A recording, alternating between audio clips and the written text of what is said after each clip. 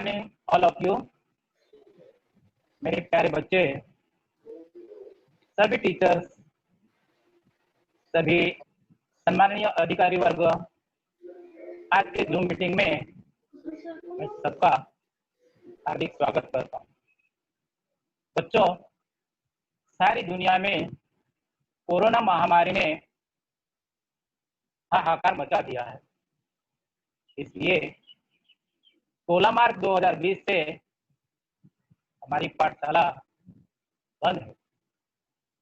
कोई बात नहीं, नए सत्र की शुरुआत 15 जून 2020 से शुरू होगी।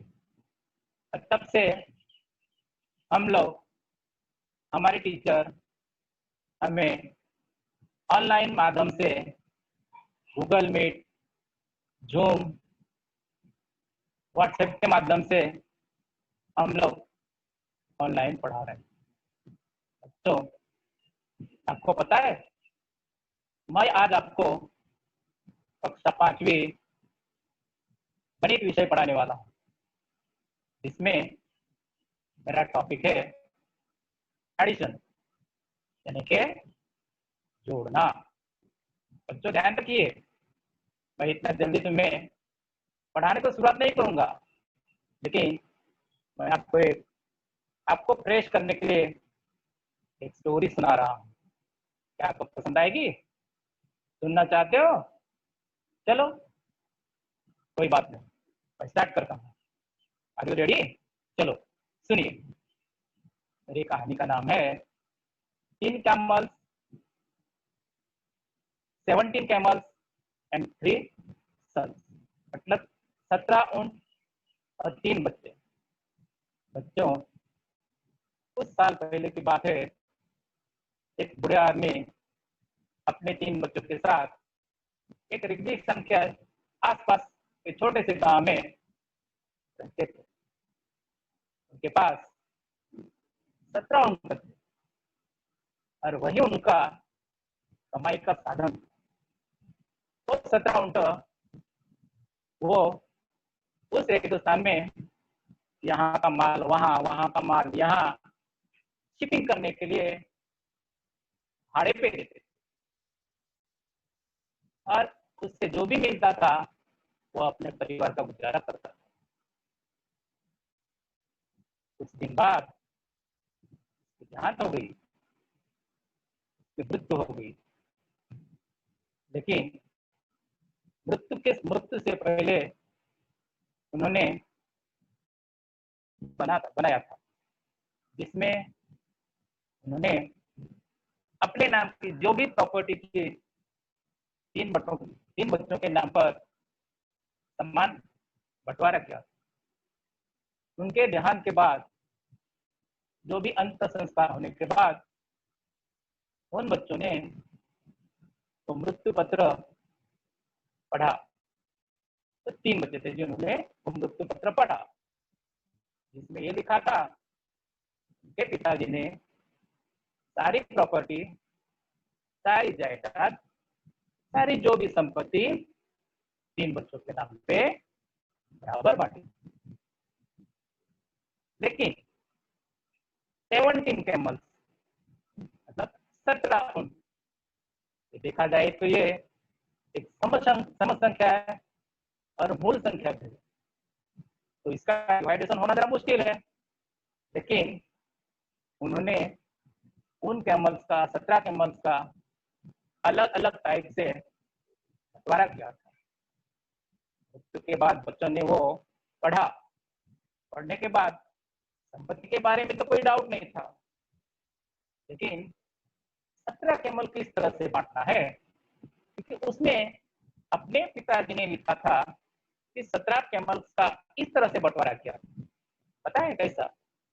उन्होंने इस तरह से बंटवारा किया था जिसमें बड़े बच्चे को, बड़े लड़के को जो भी कैमल से, मतलब 17 कैमल से उसका आधा हिस्सा जाएगा। देखिए बच्चों, 17 कैमल से आधा हिस्सा जाने वाला है बड़े बच्चे को।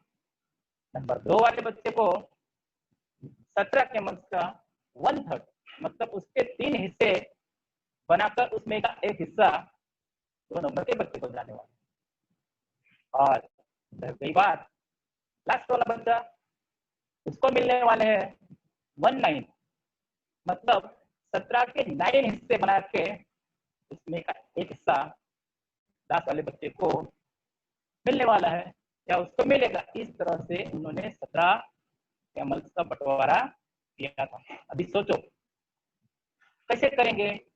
3 बच्चों ने बहुत उसके बारे में सोचा। अभी 17 का आधा हिस्सा कैसा बनेगा, 17 का 1/3 कैसा बनेगा, और 17 का 9 तो ऐसा कैसा बनाना है। तीनों बच्चे बहुत सोचने लगे, परेशान हो गए, क्या करें, कैसे करें। लेकिन पिताजी ने जो लिख के रखा है उसके हिसाब से हमें करना है, और पिताजी की बात तो मानना ही मानना है। चलो, बहुत सोचने के बाद दिन गए, हफ्ते गए, महीने गए, प्रश्न छूट नहीं रहा है, क्या करें। बाद में उन्हें पता चला यही गांव में एक बहुत बुद्धिमान होशियार आदमी रहता है, क्यों ना हम लोग उसके पास यही प्रश्न, यही समस्या लेके जाए। और जैसा सोचा वैसा ही उन्होंने तीनों ने किया। अपना प्रश्न, अपनी तकलीफ उस बुद्धिमान व्यक्ति के पास लेके गए, और जाने के बाद उन्होंने पूछा, चाचा हमारे सामने एक बहुत बड़ी समस्या खड़ी हो गई है। हमारे पिताजी इस दुनिया में तो नहीं रहे हैं, लेकिन मृत्यु पत्र में हमारे जो 17 ऊँट इसका ऐसा बंटवारा कर किया है जो हम कर नहीं पा रहे हैं, हमें पॉसिबल नहीं है, इसलिए हम आपके पास आए। उन्होंने समझ चुका कि इनका प्रश्न ऐसा है, कोई बात नहीं, समस्या है तो उसका समाधान भी है, ये हम लोगों ने पढ़ा है। तो उस बुद्धिमान व्यक्ति ने क्या किया पता है, मैंने ये किया, तीनों बच्चों को बोला एक काम कीजिए, आप अपने घर जाओ और 17 के 17 कैमल मेरे घर, मेरे दरबार में लेके आओ। बच्चे सोचने लगे, अरे 17 कैमल हम लोगों को कैसे बांट के देंगे, लेकिन चलो वो बुद्धिमान है, उसके आज्ञा का पालन करना जरूरी है। इसलिए वो बच्चे तीनों घर गए और 17 के 17 कैमल बुद्धिमान व्यक्ति के घर लेके आए। उन्होंने बच्चों को काउंट करने के लिए बोला कि गिनो ये कितने हैं। बार बार गिनने के बाद 17 आंकड़ा आ रहा। तो उन्होंने क्या किया, सवाल पूछा कि 17 का आधा से तो बन नहीं सकता। तो बुद्धिमान व्यक्ति ने दिमाग लगाया, अपने घर में का अपना एक कैमल, एक ऊंट उसने 17 में जोड़ दिया, मतलब एडिशन कर दिया, और जोड़ने के बाद 18 कैमल्स बन गए, है ना। और 18 सम संख्या हो गई, और सम संख्या को 2 से भागा जा सकता है। चलो, अभी पहले बच्चे को उस बुद्धिमान व्यक्ति ने कहा कि इस मृत्यु पत्र में पढ़ो तुम्हारा हिस्सा क्या है। पहले वाले बड़े बच्चे ने पढ़ा, इसमें मेरे पिताजी ने मेरे हिस्से के लिए आधा हिस्सा देने के लिए लिखा है। आधा हिस्सा मतलब 18 को 2 से भाग करना है। जब 18 को 2 से भाग करते हैं तो भाग आता है 9। इसका मतलब 18 का आधा हिस्सा 9, मतलब पहले बच्चे को 9 कैमल्स मिले। चलो कोई बात नहीं, पहले बच्चे को 9। अभी बात आ गई दूसरे बच्चे की। उसको पूछा, तुम्हारे हिस्से में क्या लिखा है बच्चे। तो उन्होंने बोला, चाचा मेरे हिस्से में जो भी ऊंट है, जो भी कैमल से, उसका 1/3 हिस्सा मुझे मिलने वाला है। 1/3 मतलब 18 का तीसरा हिस्सा। तो 18/3 बराबर दूसरे बेटे को 6 कैमल्स मिले। अभी तक हम लोगों ने 9 + 6 मतलब 15 कैमल्स का बंटवारा किया है। अभी बचा 2 कैमल्स। चलो लास्ट वाले बच्चे को पूछा गया, आपके बारे में क्या लिखा है। उस बच्चे ने पूछा, चाचा मेरे बारे में ये लिखा है, जो भी कैमल्स है उसमें से 9th वाला हिस्सा, 9वां हिस्सा मुझे मिलने वाला है। तो 18/9 मतलब 2 कैमल्स, मतलब सबसे लास्ट वाले बेटे को 9 कैमल्स मिले। कुल मिला के हम लोग कैमल्स की गिनती करेंगे, काउंट करेंगे, 9 + 6 + 2 17 कैमल हो गए। मतलब 17 कैमल का बंटवारा उस मूल पत्र में लिखे हुए अनुसार के अनुसार बंटवारा हो गया और 1 कैमल बचा, जो कि वो बुद्धिमान व्यक्ति का था। उसने अपना कैमल वापस ले लिया। इसी तरह से 17 कैमल्स का मृत्यु पत्र में लिखा हुए अनुसार उनका बंटवारा हो गया। बच्चों, इससे ये पता चलता है कि इस दुनिया में ऐसा कोई प्रश्न नहीं है जिसका समाधान नहीं है, जिसका उत्तर नहीं है। हम लोगों ने देखा 17 में एडिशन 1 किया करने के बाद 18 हो गया। तो चलो, आपको कहानी पसंद आ गई होगी, कोई बात नहीं, मैंने आपको टेस्ट किया। अभी हम चलेंगे अपने मुख्य टॉपिक के यहाँ से। बच्चों, आज का मेरा सब्जेक्ट है, आज का मेरा विषय है मैथ। इस मैथ में मैं एडिशन और सब्ट्रैक्शन, जोड़ और घटाना, ये जो 2 पॉइंट्स है इसके बारे में पढ़ाने वाला हूँ। तो आज का अपना इसके बारे में का जो पॉइंट है एडिशन, यानी कि जोड़। बच्चों, लास्ट ईयर मतलब चौथे में हम लोगों ने 5 अंक वाली संख्याओं को किस तरह से जोड़ा जाता है पढ़ा है। उसी के आधार से ही हम लोग इस साल 6 डिजिट, 6 अंक वाली और 7 अंक वाली संख्याओं को जोड़ना सीखेंगे। तैयार है आप? चलो, तो सबसे पहले हम क्या करेंगे, साल चौथी में पढ़ा तो 5 डिजिट वाले संख्याओं का योगफल करेंगे। चलो देखते हैं हम लोग अभी 5वीं के प्रॉब्लम सेट नंबर 8 की तरफ आ जाएंगे। यहाँ पे कुछ गणित दिए है, हम लोग उसमें के कुछ गणित सॉल्व करेंगे। तैयार है? चलो देखिए। तो सबसे पहले यहाँ पे एक मैंने गणित रखा है, तो मैं पढ़ के दिखाता हूँ। 22 मतलब 22 + 6047 + 3,84,527। समझ में आया? चलो, अब हम लोग इसका किस तरह से योगफल करेंगे। अभी देखिए, सबसे पहले यहाँ पे पहली संख्या दी है हमें 22 के 22, और 22 में यूनिट है 2 और 10 है 2। तो चलो पहले हम लोग 22 के बारे में सोचेंगे। तो 22 में यूनिट है 2, तो मैं पहले यहाँ पे लिखता हूँ 2, और 22 में 10 है 2, तो मैं इसको लिखता हूँ यहाँ पे 2। अभी यहाँ 22 में इतनी संख्या है तो अपना काम यहाँ खत्म हो गया। चलो, अभी हम लोग आएंगे दूसरी संख्या के बारे में। और दूसरी संख्या जो दी है 6047, इसमें हम लोग सबसे पहले यूनिट के बारे में सोचेंगे। तो इसमें यूनिट है 7, 10 है 4, और 100 के जगह में है 0, और 1000 के जगह में 6। आगे कुछ है? नहीं ना? चलो, तो सेकंड वाली संख्याओं के बारे में हम लोग यहाँ तक 1000 तक आ गए हैं, मतलब ये बात यहाँ खत्म। चलो, तीसरी वाली संख्या के बारे में हम लोग सोचेंगे, जिसमें 3,84,527।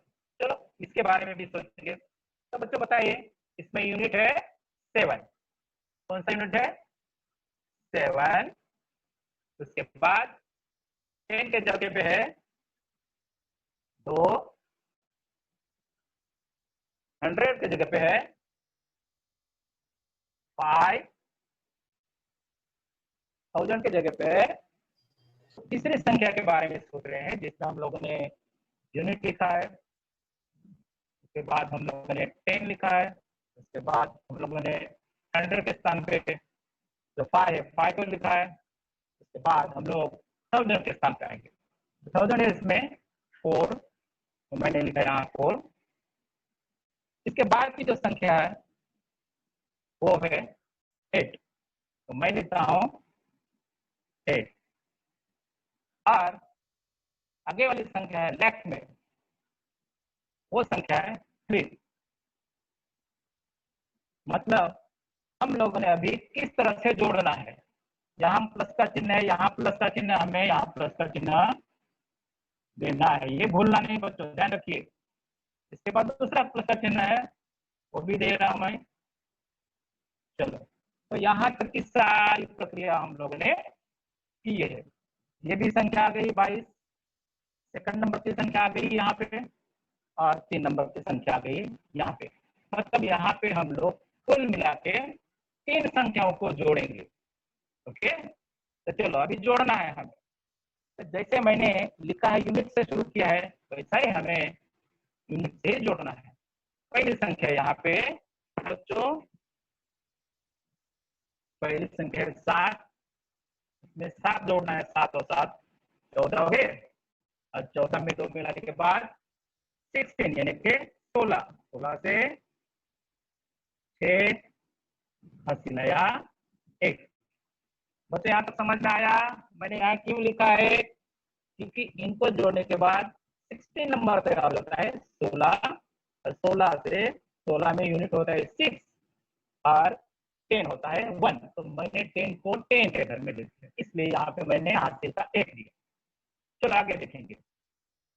तो आगे में पहला देखिए 2 है, 2 में हम लोग 4 जोड़ेंगे 6, 6 में हम लोग 2 जोड़ेंगे 8, और जो हासिल आया है 1 उसको भी जोड़ेंगे, तो कुल मिला के बनेंगे 2, 6, 8 और 9। तो मैं यहाँ पे लिखता हूँ 10 के खाने में 9। यहाँ तक समझ में आया बच्चों? चलो ठीक है, कोई बात। हासिल आएगा नहीं ना? कोई बात नहीं, तो यहाँ हासिल नहीं आएगा। इसके बाद हम लोग जोड़ेंगे 5, 5 में 0 जोड़ना है, 0 मतलब 0। तो 5 में अगर हम लोग 0 जोड़ेंगे तो आएगा 5। ओके, क्योंकि 0 मतलब कुछ नहीं, इसलिए 5 में 0 मिलाने के बाद 5 ही बनेगा।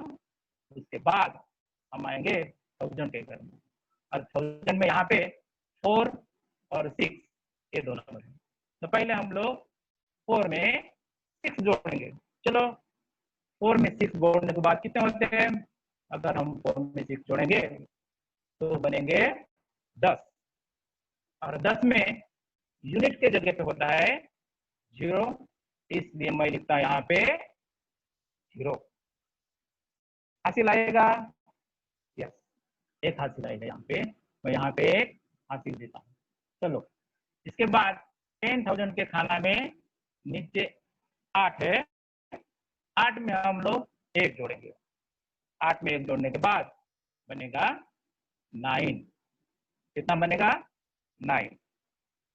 इसके बाद हम लेफ्ट में खाना में जाएंगे, और लेफ्ट में सिर्फ 3 है, तो यहाँ कोई जोड़ने का हम लोगों को परेशानी ना है, जैसा 3 है वैसा हम लोग यहाँ में उतार देंगे। मुझे लगता है इसमें अगर कुछ बच्चों को डाउट है तो बच्चों मैं वापस से बार तुम लोगों को समझा देता हूँ, क्योंकि 5वीं में 4थी में हम लोग 5 डिजिट तक संख्या पड़ी थी, और इस साल हम लोग 6 और 7 डिजिट के बारे में सोच रहे हैं। तो पहले वापस एक बार समझा देता हूँ।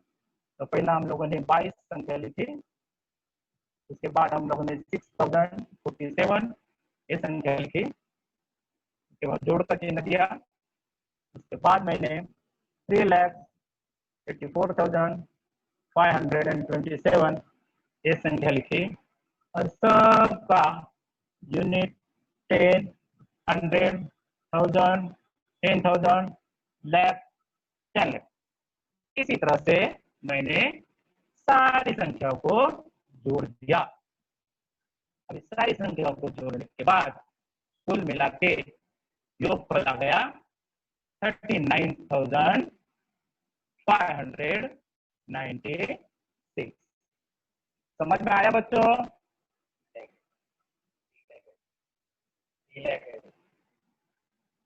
तो यहाँ पे हम लोग जोड़ेंगे तो यहाँ पे आएगा 3,90,596।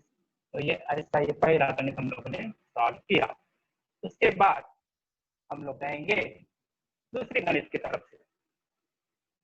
दूसरे गणित में भी 3 संख्याओं का योगफल करना है हमें। पहली जो संख्या है बच्चों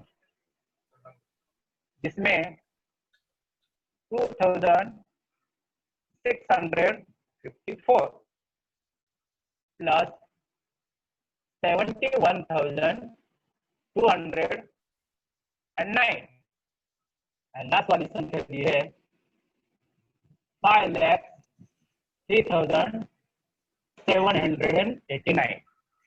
ये 3 संख्या का हमें योगफल करना है। चलो जैसा पहला गणित हम लोगों ने सॉल्व किया है उसी के आधार पे हम लोगों को दूसरा गणित सॉल्व करना है। तो चलो बच्चों देखेंगे हम लोग। पहली संख्या लिखी है यहाँ पे 2,654। तो इसमें हम लोग क्रम से पहला यूनिट लिखेंगे। तो यूनिट में आएगा 4, 10 में आएगा 5, 100 के घर में आएगा 6 और 1000 के घर में आएगा 2। पहले इसमें हम लोगों ने पहली संख्या को यहाँ लिखा। चलो अभी दूसरी संख्या के बारे में लिखेंगे हम लोग। 71,209 ये संख्या के बारे में हम लोग यहाँ लिखने वाले हैं। तो यहाँ प्लस का चिन्ह, मैं प्लस का चिन्ह देता हूँ। ओके, तो यहाँ प्लस का चिन्ह मैंने दिया है। उसके बाद 71,209 में हम लोग को यूनिट पहला लिखना है। तो यूनिट जो है यहाँ पे 9, उसके बाद 10 में 0, उसके बाद 100 में 2, उसके बाद 1000 में 1 और 10,000 में है 7। यहाँ तक समझ में आया बच्चों? मैंने किस तरह की संख्याओं की रचना की, किस तरह से मैंने लिखा है। यूनिट के नीचे यूनिट, 10 के नीचे 10, 100 के नीचे 100, 1000 के नीचे 1000 और 10,000 के नीचे मैंने 10,000। तो हमारे 2 संख्याओं को यहाँ हम लोगों ने यहाँ लिखा है। अभी बची लास्ट वाली संख्या, जो संख्या है 5,03,789। चलो इसमें देखते हैं यूनिट कौन सा है। तो बच्चों इस संख्या में यूनिट है 9। तो पहले हम लोग लिखेंगे 9, उसके बाद 10 के घर में आएगा 1, उसके बाद 100 के घर में 7, 1000 के घर में 3, उसके बाद 10,000 में 0 और बचा लास्ट में जो संख्या है लैक के घर में आएगा 5। कितना आएगा? 5। चलो अभी हम लोगों ने सारी संख्या को लिखा और ये जोड़ वाला चिन्ह हम लोग यहाँ लिखते हैं। ओके, तो दिए हुई सारी संख्या की रचना हम लोगों ने यूनिट, 10, 100, 1000, 10,000, लाख इसके अनुसार हम लोगों ने लिखा है। अगली वाली स्टेप जो है हमें इसको जोड़ना है। तो चलो पहले ये जोड़ेंगे हम लोग। पहला है 9, 9 में 9 जोड़ने के बाद 18 यानी कि 18। 18 में 4 जोड़ेंगे आएंगे 22। और 22 में यूनिट होता है 2। कितना होता है 2।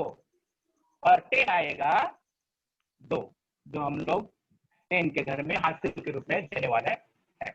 चलो आगे देखो। आगे 10 का हम लोग जोड़ने वाले हैं। 10 में पहला है 8, उसमें जोड़ेंगे 0। अगर 0 जोड़े तो बनेगा 8 ही। 8 में अगर हम लोग 5 जोड़ेंगे तो 8 5 13 बनेंगे। 8 और 5 13 होते हैं। और 13 में जो आया हुआ हासिल ये 2, 13 में 2 जोड़ने के बाद 15 होते हैं बराबर। और 15 में यूनिट के स्थान पे होता है बच्चों 5। कितना होता है 5।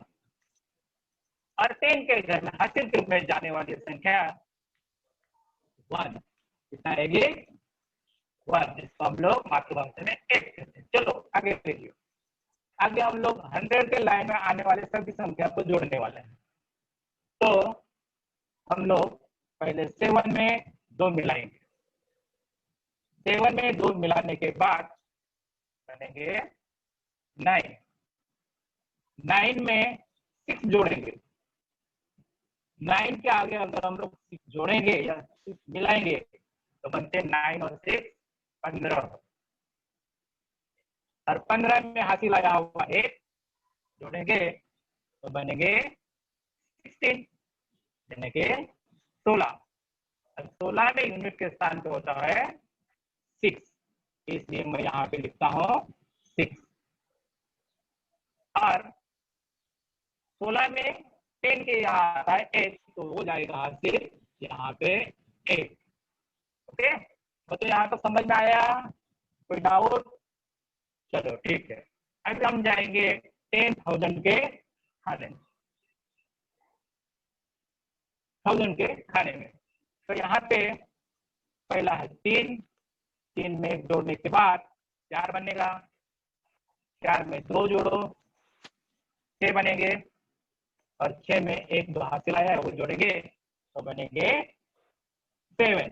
कितने बनेंगे 7। तो मैंने यहाँ पे लिखा है 7। ओके, चलो अभी हम लोग जाएंगे 10,000 के खाना में, जहाँ पे 0 और 7 ये 2 संख्या है। इसको भी तो हमें जोड़ना है। चलो जोड़ेंगे। अगर हम लोग 7 में 0 जोड़ेंगे या 0 में 7 जोड़ेंगे तो उसका आंसर आएगा 7। कितना आएगा 7, इसलिए मैंने यहाँ पे लिखा है 7। अभी हमें जाना है लैब, यानी कि लैब वाले खाने में जाना है। और यहाँ दूसरी कोई संख्या 5 के अलावा दूसरी कोई भी संख्या नहीं है, इसलिए हम लोग 5 को जैसा है वैसे उतारेंगे। ओके, चलो अभी देखिए बच्चे, इसमें मैंने एक टेबल बनाया है। ये टेबल मैंने क्यों बनाया है कि कहीं हमारी गलती नहीं हो जाए। यूनिट के नीचे यूनिट आना चाहिए, 10 के नीचे 10 आना चाहिए, 100 के खाने में 100 यही संख्या आना चाहिए, 1000 के नीचे 1000 वाली संख्या आना चाहिए, और 10,000 के नीचे 10,000 की संख्या आना चाहिए, और लैख वाली संख्या लैख के खाना आना चाहिए। इसका मतलब हम लोगों ने सारी संख्या बराबर अपने स्थान के हिसाब से लिखी। कुल मिला के सारी संख्याओं का योग करेंगे तो यहाँ पे बन रहा है 5,77,652। तो बच्चों सबसे पहले जब हम 6 डिजिट या 7 डिजिट वाली संख्या का योग करेंगे तो पहला ऐसा टेबल बना कर लीजिए। और इसका सारा होने के बाद हम लोग बिना टेबल से हम लोग गणित सॉल्व कर सकते हैं। तो देखिए बच्चों, यहाँ पे मैंने 2 गणित सॉल्व करके दिखाए हैं जो लैख तक आए हैं, मतलब 6 डिजिट तक आए हैं। और ऐसे ही प्रॉब्लम स्टेप नंबर 8 में ऐसे कुछ गणित है तो तुम्हें सॉल्व करना है। ध्यान दीजिए बच्चे, लेकिन गणित सॉल्व करने से पहले अच्छी तरह से टेबल बना के दीजिए, तभी तुम्हारा गणित, तुम्हारा प्रॉब्लम सही आएगा। ध्यान दीजिए, अभी हम लोगों ने रिवीजन के रूप में 4 डिजिट वाली संख्या, 5 डिजिट वाली संख्या, ये हम लोगों ने इससे पहले वाले गणित में सीखा। और अभी 5वीं के इसमें हम लोगों ने 6 डिजिट वाली संख्याओं का योगफल किया। चलो यहाँ तक तो ठीक है। अभी हम लोग नेक्स्ट तक आते हैं, लेकिन हमें अभी 7 डिजिट वाली 7 डिजिट की संख्या के बारे में हम लोगों ने यहाँ गणित प्रॉब्लम सॉल्व की है। और आप जब घर में जाएंगे तो एडिशन के प्रॉब्लम सेट नंबर में 8 बहुत से उदाहरण है, सॉल्व करने का प्रयास करो। आज का पार्ट मैंने मैथ्स पढ़ाया है। अभी सारे बच्चों को मेरी ये सूचना है, अभी कोरोना की समस्या है, अपने घर में ही रहिए, सुरक्षित रहिए, बिना काम की वजह से बाहर मत जाइए। इसलिए सारे बच्चों को सुरक्षित रहने के लिए मैं भगवान से प्रार्थना करता हूँ और आज का पाठ यहाँ खत्म करता हूँ। धन्यवाद, थैंक यू। अगर मेरा पाठ अच्छा लगे तो जरूर कमेंट करें। Thank you.